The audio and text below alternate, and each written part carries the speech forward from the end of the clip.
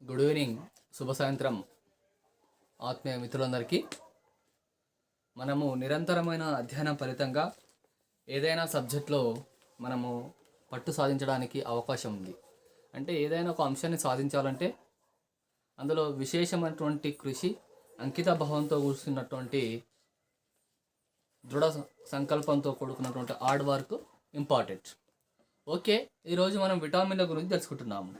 విటమిన్లు ఇప్పుడు నేను ఇక్కడ రాసినటువంటి టాపిక్స్ 10వ తరగతికి సంబంధించినటువంటి బయాలజికల్ సైన్స్కి సంబంధించినటువంటి ఫస్ట్ యూనిట్లో పోషణలో ఉన్నటువంటి టాపిక్స్ గురించి తెలుగు అకాడమీ పుస్తకం నుంచి గ్రహించినటువంటివి అని మనము గుర్తుంచుకోవాలి. ఓకేనా? ఇవి విటమిన్లను మొట్టమొదటిసారిగా ఎవరు కనుగొన్నారు అంటే హాప్కిన్స్ అనేటువంటి శాస్త్రవేత్త విటమిన్స్ను కనుగొనడం జరిగింది. ఓకేనా? హాప్కిన్స్ అనేటువంటి శాస్త్రవేత్త మొట్టమొదటిసారిగా విటమిన్లను కనుగొనడం జరిగింది. అదేవిధంగా ఈ హాప్కిన్స్ విటమిన్లను కనుగొన్న తర్వాత పంక్, అక్కడ రాసిన చూడండి, పంక్ అనేటువంటిది రౌండ్గా చేశాను. పంక్ అనేటువంటి శాస్త్రవేత్త విటమిన్లను నామకరణం చేయడం జరిగింది. విటమిన్ అనేటువంటి పదాన్ని నామకరణము చేయడం జరిగింది. తర్వాత ఈ విటమిన్లు ఎందులో అధ్యయనం చేయడం జరిగింది అంటే మొట్టమొదటిసారిగా పాలల్లో విటమిన్లను గుర్తించడం జరిగింది. ఓకేనా? మొట్టమొదటిసారిగా పాలల్లో విటమిన్లను గుర్తించడం జరిగింది. అయితే ఈ విటమిన్లకు వాస్తవానికి 2 అంశాలు తెలుసుకోవాలి.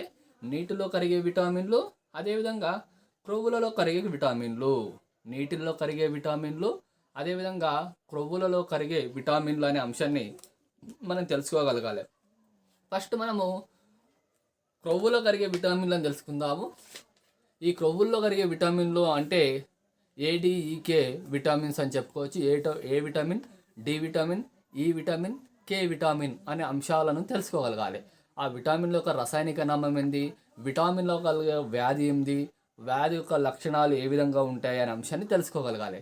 తర్వాత నీటిలో కరిగే విటమిన్లు అంటే అవి B కాంప్లెక్స్గా B1, B2, B3, B6, B12 అనేటువంటి, తర్వాత సి విటమిన్స్కి సంబంధించి బి కాంప్లెక్స్ విటమిన్స్గా మనము పేర్కొంటారు. ఫస్ట్ మనము క్రొవ్వులలో కరిగే విటమిన్ గురించి తెలుసుకుందాము. ఓకేనా? కొవ్వులలో కరిగే విటమిన్లు అంటే ఉదాహరణకు మనకు ఏ విటమిన్ గురించి ఫస్ట్ మనం తెలుసుకునే ప్రయత్నం చేద్దాం. ఏ విటమిన్ సంబంధించి మనము ఏ విటమిన్కి సంబంధించి దీని యొక్క రసాయనిక నామం ఏంటంటే రెటినాల్ అంటారు. ఏ విటమిన్ యొక్క రసాయనిక నామం రెటినాల్ అని చెప్పుకోవచ్చు. ఈ ఏ విటమిన్ యొక్క రెటినాల్ ఫలితంగా ఏం వ్యాధి కలుగుతుందంటే రేచీకటి అనేటువంటి వ్యాధి కలుగుతుంది. ఏ విటమిన్ అంటారు? రేచీకటి వ్యాధి అంటారు. ఏ విటమిన్కు మరొక పేరు ఏమని చెప్పుకోవచ్చు?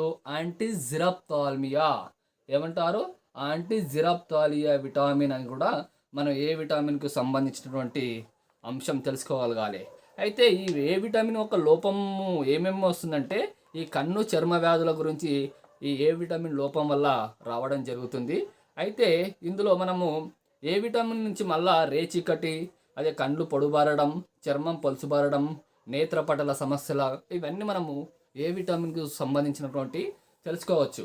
అయితే ఏ విటమిన్ ఎందులో లభిస్తుంది? మనము వాస్తవంగా ఆలోచిస్తే ఆకుకూరలు కానీ, క్యారెట్, మరి అదేవిధంగా టమాటా, మరియు గుమ్మడి, బత్తాయి, మాంసము, చేపలు, గుడ్లు, కాలేయము, ఇటువంటి పదార్థాలలో ఏ విటమిన్ అధికంగా లభిస్తుందనే అంశాన్ని మనం తెలుసుకోగలగాలి. ఓకే, అంటే ఏ విటమిన్ ఒక రసాయనిక నామం రెటినాల్ అని గుర్తుంచుకోవాలి. అదేవిధంగా ఏ విటమిన్ లోపం వలన కలిగేది రేచికట్ అనే అంశాన్ని మనం తెలుసుకోగలగాలి. ఇది యాంటీజిరప్థాల్మియా విటమిన్ అని కూడా మనం ఏ విటమిన్ను పేర్కొంటారు అనే అంశం తెలుసుకోవాలి. తర్వాత నెక్స్ట్ వచ్చేసి డి విటమిన్. డి విటమిన్ సంబంధించిన డి విటమిన్ యొక్క రెండోది, డి విటమిన్ సంబంధించినటువంటి రసాయనిక నామం కాల్సిఫెరాల్ అంటారు. ఏం విటమిన్ అంటారు? కాల్సిఫెరాల్ అంటారు. దీనిని ఏమంటారు? ఉచిత హార్మోన్ లేదా సన్షైన్ విటమిన్ అంటారు. యాంటీ రికెటింగ్ విటమిన్ అంటారు. డి విటమిన్ను ఏమంటారు? యాంటీ రికెటింగ్ విటమిన్ అంటారు. అంటే డి విటమిన్ ఎక్కడి నుంచి లభిస్తుందంటే లేత సూర్యకిరణాల నుంచి డి విటమిన్ అటువంటిది లభిస్తుంది. కాబట్టి దీన్ని ఏమంటారు? సన్షైన్ విటమిన్ అంటారు. ఓకేనా?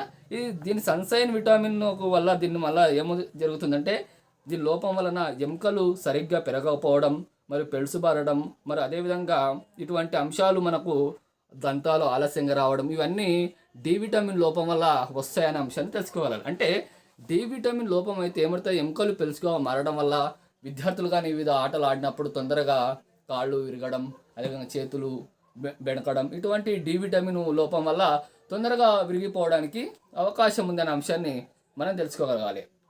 అయితే ఇందులో సంబంధించి డి విటమిన్కు సంబంధించిన ఎటువంటి పదార్థాల్లో మనకు లభిస్తాయి డి విటమిన్స్ అంటే, మనం సూర్యుడి నుంచి లభించవచ్చు, కాలేయం మరియు అదేవిధంగా గుడ్లు మరియు అదేవిధంగా లేత సూర్యకిరణాలు అనేటువంటివి ఈ డి విటమిన్ ద్వారా మనం తీసుకోవచ్చు. ఇటువంటి ఆహార పదార్థాలను తీసుకున్నట్లయితే మనం వీటిని తీసుకోవచ్చు. నెక్స్ట్ అదేవిధంగా బ్లాక్ కలర్గా రాసినటువంటి ఈ విటమిన్ టోకోఫెరల్. నెక్స్ట్ వచ్చేసి టోకోఫెరల్. ఈ టోకోఫెరల్ గురించి మనం తెలుసుకున్నట్లయితే ఇందులో మనము ఈ విటమిన్ యొక్క రసాయనిక నామం టోకోఫెరాల్. ఓకేనా. ఈ టోకోఫెరాల్ వల్ల వచ్చే సమస్యలు ఏంటంటే సంతానోత్పత్తి సమస్యలు ఏర్పడతాయి. అంటే పురుషుల్లో వెంధ్యత్వం, అదేవిధంగా స్త్రీల్లో గర్భస్రావ సమస్యలు టోకోఫెరాల్ వల్ల ఏర్పడతాయనే అంశాన్ని తెలుసుకోగలగాలి. అయితే వాస్తవానికి ఇవి ఎటువంటి ఆహార పదార్థాలు లభిస్తాయి అంటే, ఈ విటమిన్లు పండ్లు కానీ, కూరగాయలు, మొలకెత్తిన గింజలు, పొద్దుతిరుగుడు నూనె నుంచి మనం టోకోఫెరాల్ విటమిన్ను మనము తీసుకోవచ్చు. ఓకేనా. ఇది టోకోఫెరాల్కి సంబంధించినటువంటి అంశం, ఈ విటమిన్కి సంబంధించినటువంటి అంశం. నెక్స్ట్ వచ్చేసి కే విటమిన్. ఈ కే విటమిన్ని మనం ఏమని పేర్కొంటారు, ఫెలోక్వినన్ విటమిన్ అంటారు. ఏ విటమిన్ అంటారు, ఫెలోక్వినన్ విటమిన్ అంటారు. దీనినే మనము సర్వసాధారణంగా రక్తస్రావక నిరోధక విటమిన్ అంటారు. ఏ విటమిన్ అంటారు, రక్తస్రావక నిరోధక విటమిన్ అని కే విటమిన్కి సంబంధించి మనం తెలుసుకోవచ్చు. అయితే ఈ కే విటమిన్ లోపం వలన ఏం జరుగుతుందంటే, రక్తం గడ్డ కట్టడం ఆలస్యంగా, అధిక రక్తస్రావము అటువంటిది కే విటమిన్ లోపం వలన జరుగుతుంది అనే అంశాన్ని మనము తెలుసుకోగలగాలి.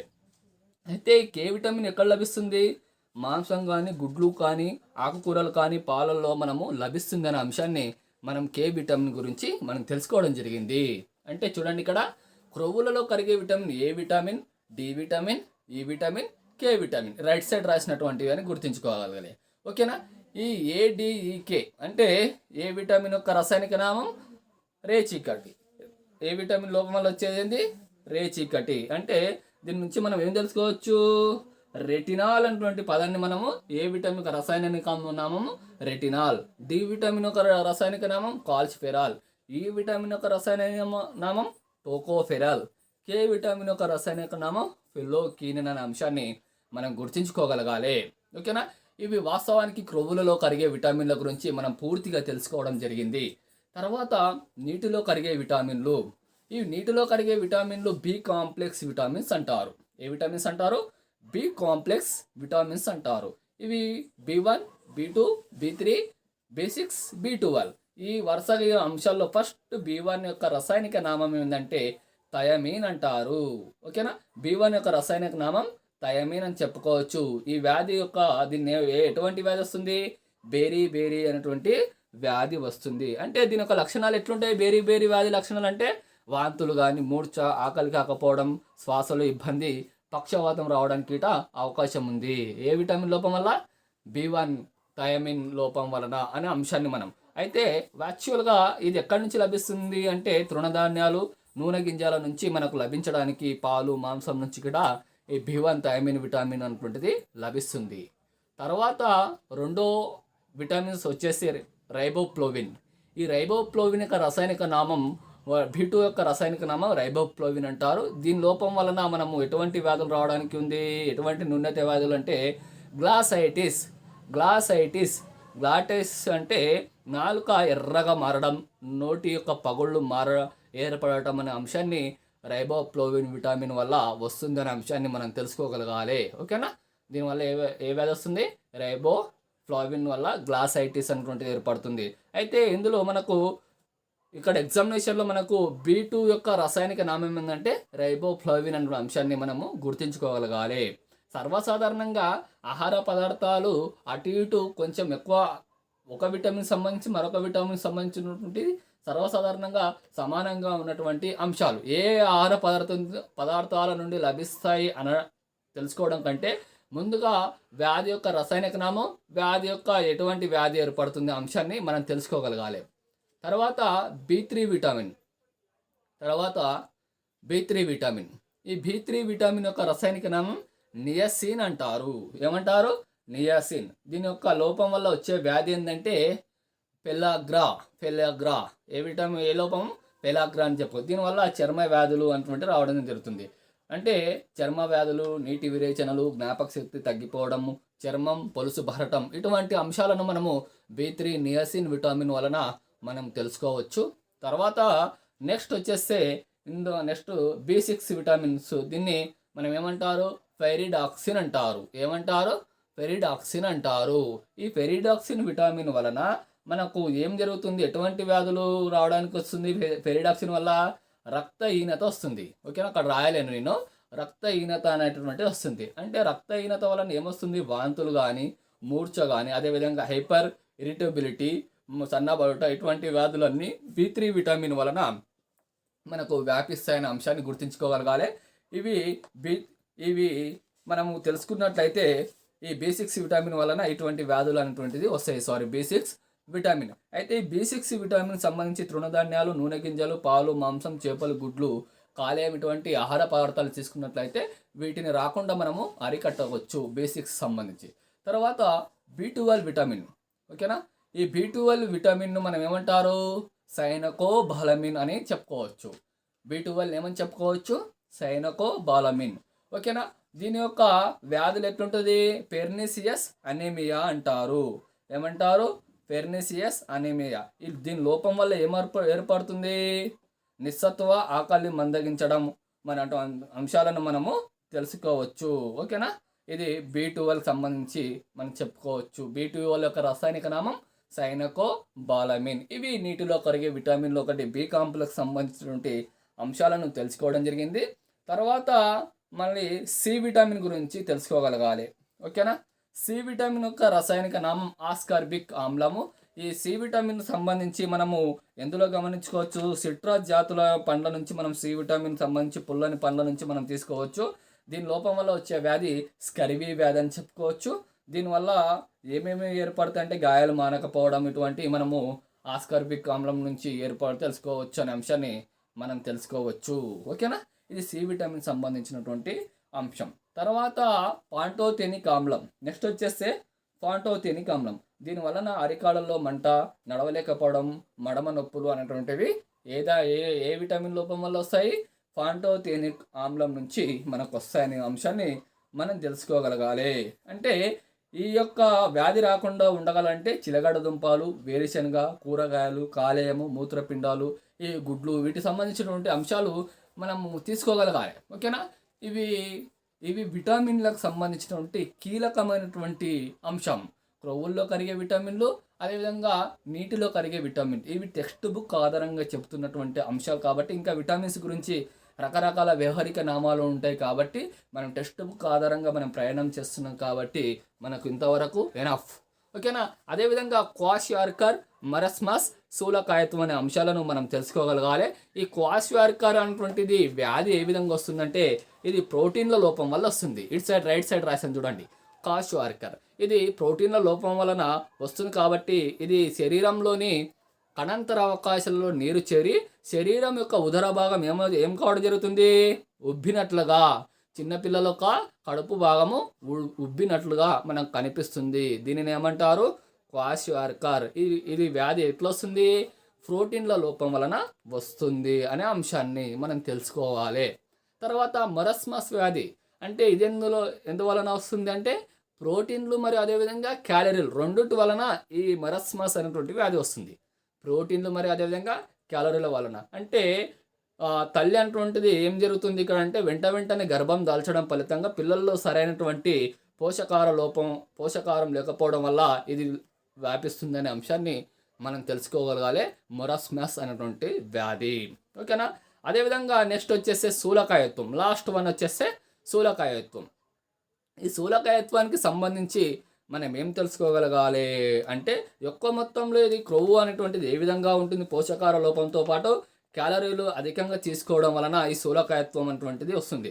అంటే వ్యక్తి శరీరంలో అధిక మొత్తంలో క్రొవ్వు చేరి అధిక బరువుకు దారి తీయడం వల్ల దీనివల్ల ఏమేమి పిల్లల్లో హృదయ మరియు మూత్రపిండ సమస్యలు ఏర్పడడానికి అవకాశం ఉంది. అంటే చూడండి, ఈ విటమిన్ల ఆధారంగా ఒక పరిపూర్ణమైన మనిషిగా ఎదగాలంటే ఇవి మనం తీసుకోగలగాలి. ఎంత అవసరం ఉన్నో అంతే తీసుకోవాలి.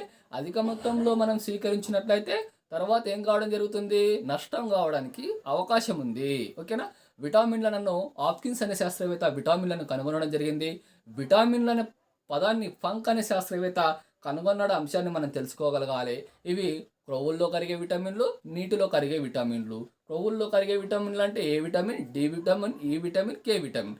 నీటిలో కరిగే విటమిన్లు అంటే B1, B2, B3, B6, B12, C vitamin. ఈ యొక్క రసాయనిక నామాలు, అదేవిధంగా వచ్చే వ్యాధి పేరు, యొక్క లక్షణాలను గుర్తుపెట్టుకోగలిగితే మనము దాదాపుగా మనం మంచి ప్రజెంటేషన్ చేసినటువంటి వాళ్ళము అవుతాం. కాబట్టి విటమిన్ సంబంధించినటువంటి టాపిక్ చాలా కీలకమైనటువంటి టాపిక్ అనే అంశాన్ని మనం తెలుసుకోగలగాలి. ఓకేనా.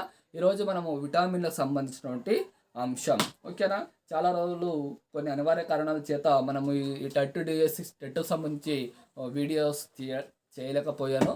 తర్వాత ప్రతిరోజు ఒక బయాలజీకి సంబంధించి కానీ సైకాలజీకి సంబంధించినటువంటి వీడియోస్ ప్రజెంటేషన్ చేసే ప్రయత్నం చేస్తాను. ఇంకెవరైనా నా యూట్యూబ్ ఛానల్ని సబ్స్క్రైబ్ చేసుకోకపోతే సబ్స్క్రైబ్ చేయండి, షేర్ చేయండి. థ్యాంక్ యూ, ధన్యవాదాలు. ఆత్మీయ మిత్రులందరికీ కృతజ్ఞతలు.